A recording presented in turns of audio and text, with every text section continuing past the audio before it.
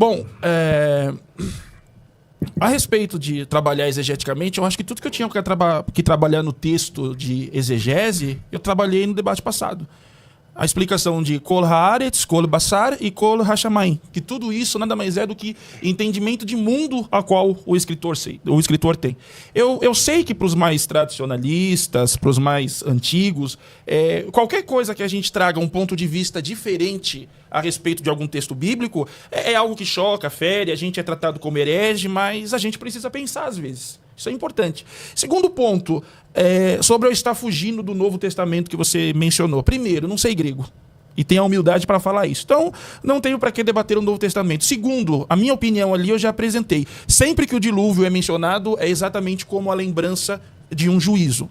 Terceiro, dentro do hebraico a gente fica pau a pau, dá pra gente conversar. Quarto ponto, eu humildemente falei a respeito do problema de migração, né, de como os homens conseguiram migrar para outras regiões, e a resposta que o senhor me deu foi, tá na Bíblia, a Bíblia diz que todos vieram, eu acredito, pronto, acabou. Tudo bem, tá ótimo, isso é fé. Eu não discuto fé, eu discuto texto. Agora, um ponto importante que eu queria entender é sobre alguns bichinhos que a gente tem aqui, se todos estavam na arca, né? Vamos pegar um, por exemplo, que mora no ambiente australiano, entendeu? Vamos pegar um koala, tá?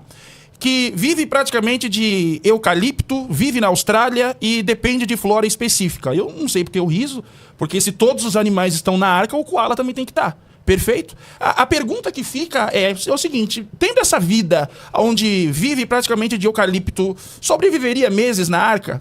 Ok. Espera um pouquinho, pastor, não terminei. Tem mais? Sim. Se ele realmente esteve na arca, como que depois ele migra do Oriente Médio e ele volta para a Austrália? Como que acontece essa migração? Ela acontece como? E terceiro ponto, a reprodução mínima viável para isso. Porque ainda que você está dentro da arca, perfeito, bacana, maravilhoso. Agora a pergunta é, como que eu saio do Oriente Médio e apareço na Austrália há mais de não sei quantos milhões de anos, até mesmo antes do dilúvio acontecer? Pastor Paulo. Legal. Então, voltando à ideia que eu fiz uma pergunta para o senhor dizendo o seguinte, como que a divisão aconteceu antes do dilúvio, né? Trabalhando a ideia da Pangeia, o senhor defende que a Pangeia, ela antecipa o senhor falou que a divisão dos continentes antecipa a Pangeia, né? E aí eu trabalhei... Não, a divisão dos continentes... Antecipa a Pangeia, foi o que o senhor falou, né? Tipo assim, ela acontece não. antes do dilúvio. Isso, melhor. Top. A Pangeia é a união de todos os continentes, perfeito. Isso. Depois que ela divisão dos continentes aconteceu antes do dilúvio. Legal. Isso. Então, aí o que acontece? Aí o senhor também perguntou sobre a questão da migração. Da migração. Como né? que eles foram lá? Assim, Nado? O que acontece? Eu também, quando vou trabalhar a questão do texto, pelo fato de ser exegeta, eu trabalho com o que está ali no texto. Se o texto me dá autoridade, eu vou. Por exemplo, quando o senhor questiona, falando assim para mim, aí é questão de fé, o senhor tinha que trabalhar. Aqui pode ser o hebraico, pode ser a Septuaginta, e mostrar que eles vieram, não é eles vieram.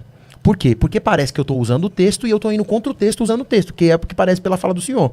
Aí, agora, antes dessa questão... Você generaliza. Não, mas aí a gente trabalha... A questão é debate. Mas assim, por exemplo, eu queria contrapor o senhor com relação à ideia da divisão dos continentes, que o senhor fala que ela antecede, fala que ele foi para lá, foi para cá, antes do dilúvio, né? Então, eu queria usar a Bíblia para falar e provar que não. Gênesis capítulo 10, versículo 1, fala assim, este é o registro da descendência de Shem, Ham e Afet, filhos de Noa, os filhos deles nasceram depois do dilúvio. Então, primeiro, depois que o dilúvio universal acaba, ele tem o Noé e os filhos de Noé. Sim. O texto sagrado fala que eles só tiveram filhos depois do dilúvio. Beleza, aí não vou ler a genealogia toda aqui. Eu falo para os meus alunos que tem que ler, mas aqui na mesa, no nosso caso, não é necessário. Aí eu vou lá pro versículo de número... versículo de número 32. E o versículo de número 32 diz assim: são esses os clãs dos filhos de Noé, distribuídos em suas nações, conforme a história da sua descendência.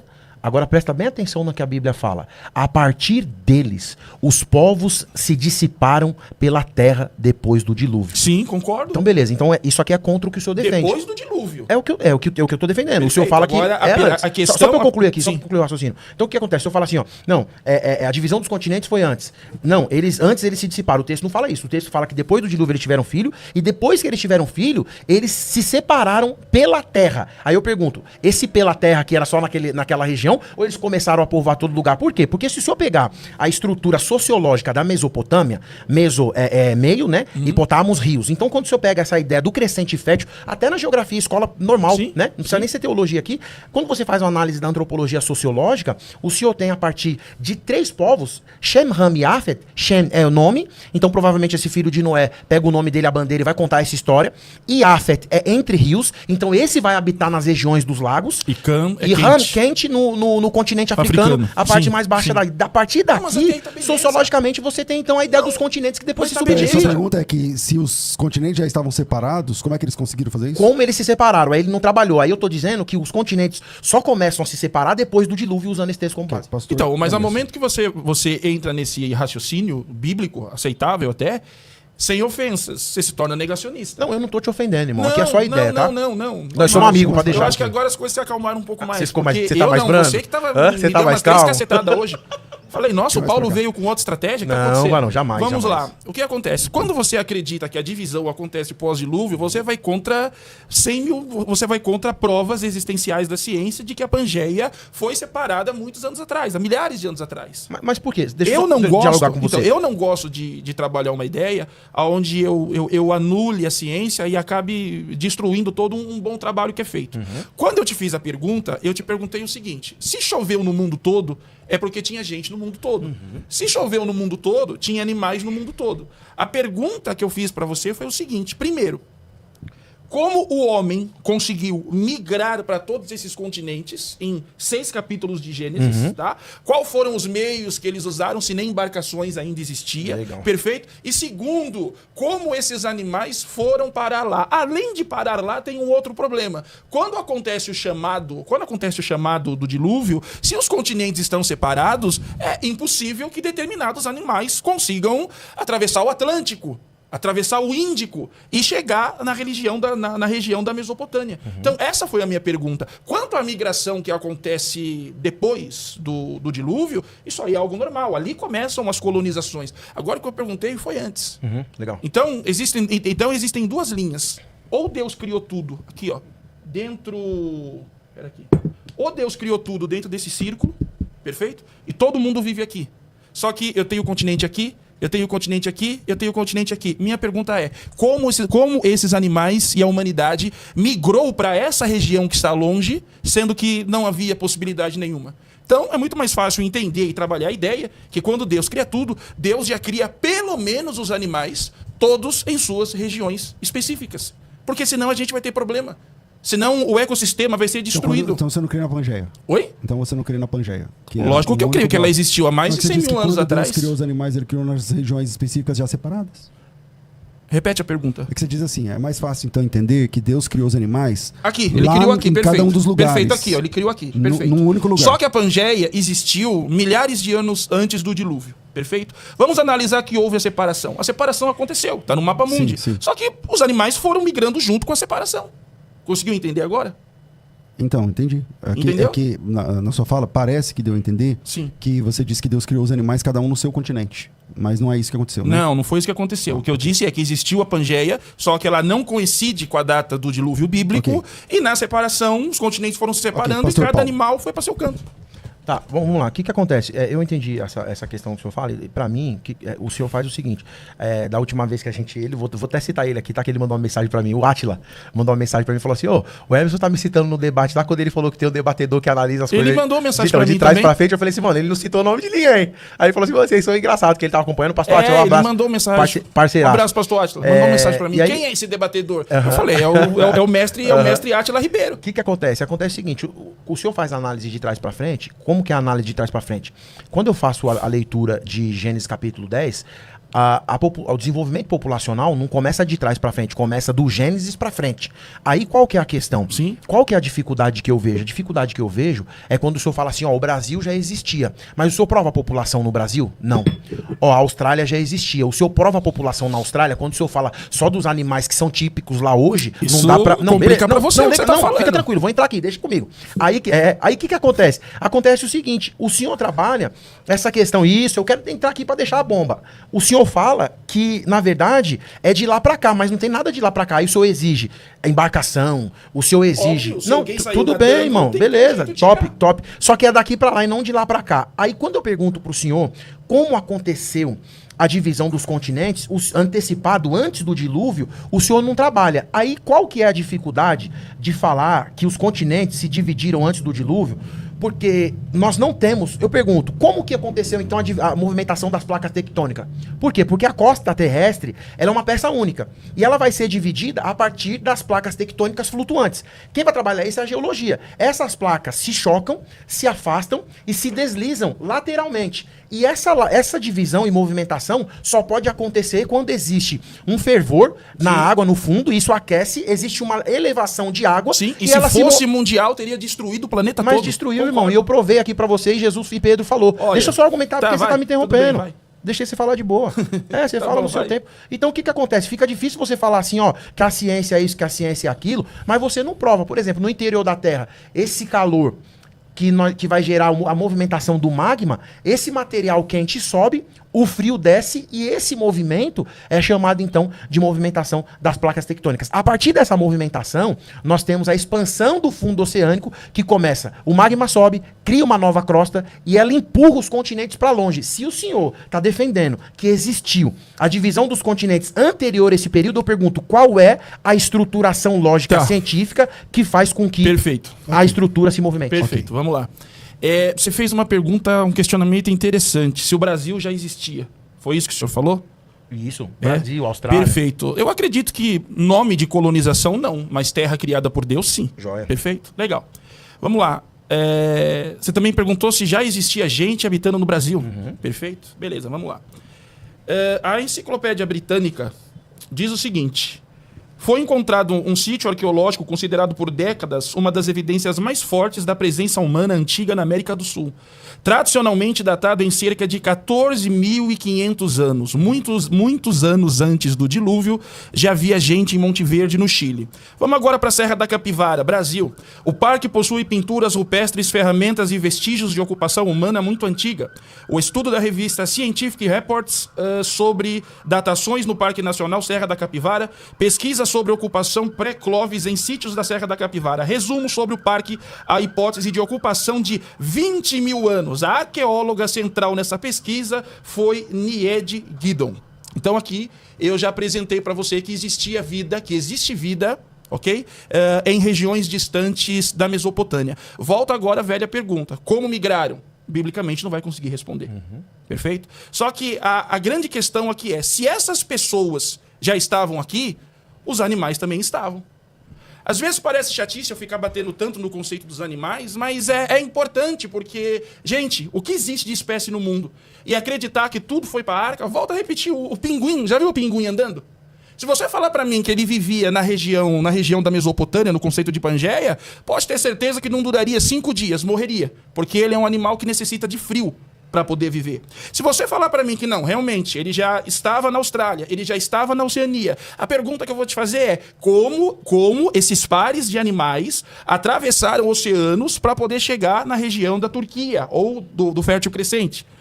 Vai ficar difícil de ter resposta. Então, é muito mais plausível você entender que se esses animais ainda existem, não há como provar que eles atravessaram de um lado para cá e nem que eles saíram da arca para um outro continente, que o dilúvio simplesmente aconteceu naquela região a qual o escritor conhecia como mundo. Porque esses lugares que eu estou citando aqui, automaticamente o escritor não conhecia. Ok. Eu vou passar para o pastor Paulo, só lembrar, a gente vai também caminhando para o final, né? Mas, e atualizando aqui o número, já estamos no 11º matrícula, tá? Então, de 150, agora tem 139 vagas. Pastor Paulo. Então, aí o senhor é inteligente, eu gosto de você, por isso que você é meu amigo, eu gosto de ter, você é muito sábio. A Pangeia, ela tem 300 milhões de anos. e 200 milhões de anos começa a separação. O afastamento dos continentes remonta Então à estava ideia certo. de 150 milhões de anos. O que o senhor fala de registro fóssil não é comprovação de vida no local. Você tem um registro fóssil, você não sabe quem é e de onde veio. Essa é a primeira questão. A arqueologia, quando ela fala de fóssil, ela não fala que viveu lá, habitou lá. Ela fala do registro, mas ela não fala do seu desenvolvimento. Essa é a primeira questão que o senhor trabalhou ali, falando justamente de... foi comprovada a vida naquela região. Não foi. Da Serra do Cariri ali? Inclusive... encontraram fósseis Não, ali. encontrar fóssil não significa que viveu lá. Encontrou o fóssil, você não sabe de onde esse fóssil veio, a datação desse Não, fóssil. querido, mas eu não entrei nisso. Eu trouxe apenas a resposta do que o pastor César tinha perguntado e eu Não, tinha dito pra ele que legal. não é. Aí eu só disse que não pode ser um dilúvio, porque se fosse um dilúvio, você concorda comigo que os fósseis estariam um pouco caóticos? Por exemplo, osso de cavalo misturado com porco, com outros animais. Não existiria uma classe única naquele lugar. Não. E sim, diversas coisas estariam misturadas Então, pelas quando o senhor águas do fala, dilúvio. quando o senhor fala, por exemplo, que a gente falou do marsupial. Os cangurus. O canguru. Um marsupial que eu também dei a ideia, que é o gambá, ele também faz parte dessa questão, ele é um marsupial. Então ali você tem fósseis encontrados aqui na América do Sul. Aí pergunto, como eles chegaram até aqui? O que aconteceu? Quem Se eles sabe vieram... na criação Deus já fez ele no seu lugar. Mas aí a pergunta que o pastor César fez pro senhor, o senhor falou que não Perfeito, acredita a Pangeia separou, os animais foram juntos, qual o problema? Então, aí isso aí é contra o senhor mesmo, que o senhor falou assim, como se eles chegaram de lá pra cá e daqui pra lá. Não, você não entendeu o que eu disse. Você não entendeu o que eu disse. Eu disse o seguinte: há quanto tempo os continentes se separaram? Você acabou de ler. Sim. Há quanto tempo? 300 milhões de anos. 300 milhões de anos. Perfeito. Tudo Os continentes aproximado. foram se separando. Ótimo. Os animais, eles correram totalmente juntos com essa separação. Até aí não há problema. Agora, o que o senhor apresentou no debate, a princípio, no começo, foi que tudo era uma terra só. Então, e depois essa terra se dividiu e com a divisão, tanto as pessoas quanto os animais começaram a povoar outras regiões. Perfeito, É isso que eu defini. ótimo, Então, só beleza. que- não, deixa eu perfeito. só concluir Continua. aqui, aí, porque já tá indo pro final, né? Eu quero só... voltando agora pro Gênesis 7:19, fala assim, ó. As águas dominavam cada vez mais a terra e foram cobertas todas as altas montanhas debaixo do céu. Versículo 20. As águas subiram até quase 7 metros acima das montanhas. Inclusive... Não cobre o Everest. Não, peraí, meu irmão, peraí, fica tranquilo. Qual que é o texto? Gênesis 7:20. Foi achado agora, e acredito que o pastor César até falou essa questão, nós temos... Quer ver, ó? Deixa eu pegar aqui a imagem, porque tem fotos que você, como diz o Matuto, se você der um Google aí, você vai achar. Nós temos os fósseis, tá? Que foram achados no Monte Everest, contém rochedos marinhos que indicam o ponto mais alto da Terra, que já esteve no fundo do oceano. Eu pergunto pro senhor, se tem essa ideia do fundo do mar na parte mais alta, isso significa que essa parte mais alta já teve submersa. Quando o senhor fala que as águas, que a Bíblia está falando, as águas subiram até quase 7 metros acima das montanhas, e o senhor fala que não, e é achada essa experiência aqui, então, com a experiência do achado e com o relato bíblico, o senhor está se opondo. Gênesis 7:21. Todos os seres vivos que se movem sobre a terra pereceram, aves, rebanhos domésticos, animais selvagens, todas as pequenas criaturas que povoam a terra, toda a humanidade pereceu. 22. Tudo que havia na terra seca, tinha narinas e fôlego de vida, morreu. E para finalizar, versículo 23. Todos os seres vivos foram exterminados da face da terra. Tanto os homens, quanto os animais grandes, os animais pequenos, que se movem rente ao chão, as aves do céu, foram exterminados da terra. Só restaram Noé e aqueles que estavam com ele na arca. Ok. Posso? Isso aí é que diz o texto. Posso? Queridos, vamos tentar trabalhar algumas ideias aqui, tá bom? Aqui é o ambiente da Mesopotâmia, perfeito? Esse círculo aqui. Então, tudo que está dentro desse círculo automaticamente morreu e automaticamente sobreviveu em pares do que entrou na arca quando Deus mandou Noé construir a arca. Agora, essa caneta aqui, ó, eu vou trazer essa distância aqui. Imagine que essa caneta é um outro continente, perfeito? A grande questão é, todos os animais estavam dentro da arca? Todos que Deus criou? A pergunta que fica é, como eles atravessam continentes para poder chegar aqui? É impossível. Mas você não provou a divisão dos continentes antes do dilúvio, irmão. É impossível, é inviável isso. A menos que a Como Pangeia não? fosse... Como não? Se a separação, se a falei das placas tectônicas, você não falou como que Pangeia acontece. existiu há Mas eu 100 entendi mil o anos argumento atrás, dele. foda-se, Que não, a eu questão é também a seguinte, entendi. quando você diz que a Pangeia aconteceu há 300 milhões de anos, então você está Ela dando existiu há 300 Você está dando milhões de ponto anos. de que a separação aconteceu antes do dilúvio. Exatamente. Esse é o argumento dele. Exatamente. Entendeu? E você Então- está trabalhando com a ideia de que a separação não aconteceu antes do Então, dilúvio. onde que eu tô Aconteceu aqui? depois do Câmera, dilúvio. aqui, Cláudio, me É que ele está salva. muito na frente, vem mais pra cá. Isso. Então, a grande questão é essa distância. Como que eu faço um pinguim sair da Antártida e chegar aqui? Como que eu faço um símio? Mas Como o que eu pinguim faço nada, o pinguim nada, o né? pastor César, mas acreditar que ele vai atravessar quilômetros Dá um e Google vai aí. chegar até lá. Não, calma gente. aí. Aqui no Brasil forçar tem o pinguim? texto. Aqui no Brasil tem pinguim? Que eu saiba, não. Então dá um Google aí, você vai ver pinguim chegando no Rio de Janeiro. Isso acontece. Ué, mas ele veio da Não, onde? tudo bem, perfeito. Tá bom, foi veio da nadando, onde? perfeito. Vamos lá, vou te dar outra então. Vamos pegar um orangotango que vive em Madagascar, eu Isso, acho, aí é em outro problema, em isso. um outro lugar da Ásia Menor. Como que esse animal Sim, conseguiu aí é um chegar argumento até melhor aqui? do que o pinguim, entendeu? Tudo bem. Só que mesmo o pinguim nadando, quando ele chegasse na arca, ele morreria por causa do ambiente. O ambiente não é preparado e não dá possibilidade que ele possa viver. Também vamos tem essa. Então, essa distância aqui, é isso que eu falo, gente. Entende? O conceito exegético que nós trabalhamos aqui foi Kol Haaretz. Ninguém quer aceitar. Só que Kol Haaretz, como disse o pastor César, dependendo do contexto, pode estar falando do mundo todo, como em Gênesis capítulo 1. Bereshit bara Elohim et hashamayim ve et haaretz. Ali o contexto fala de criação planeta Terra. Agora, quando você pega textos bíblicos do Gênesis e toda a terra veio ter com José, foi gente do mundo todo? Obviamente que não, senhores. E toda a terra buscou a sabedoria de Salomão, foi gente do mundo todo? Russos, mongóis, chineses? Obviamente que não, senhores. Okay. A mesma coisa o censo de Lucas 2:1, que todos foram se alistar. Quando o texto fala de todos, o texto fala todos que estão dentro da concepção do Império Romano. Até porque quem morava fora da concepção do Império Romano era visto como bárbaro. Então, a pergunta que fica é, os bárbaros foram consultar Salomão? Os bárbaros foram para o censo de Lucas 2:1? Óbvio que não, queridos.